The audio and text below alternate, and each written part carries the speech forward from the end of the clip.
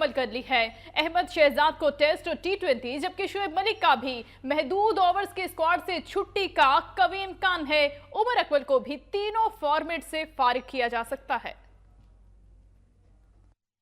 Pakistan cricket board کی selection committee نے کھلاڑیوں کے ناموں پر ابتدائی مشاورت مکمل کر لی ہے۔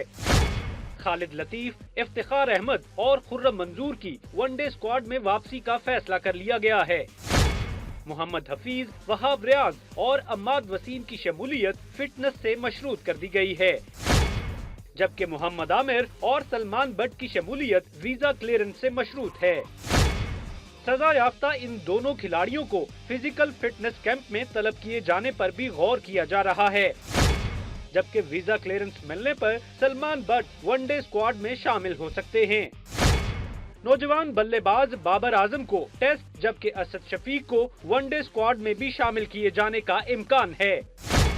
سلیکشن کمیٹی میں نوجوان فاسٹ بولرز حسن علی، عماد بٹ اور محمد عباس کے نام بھی زیر غور ہیں۔ لیگ سپنر یاسر شاہ کی بھی تینوں فارمیٹس میں بھی واپسی یقینی ہے۔ فزیکل فٹنس اور تربیتی کیمپ کے لیے کھلاڑیوں کا اعلان 1-2 روز میں کر دیا جائے۔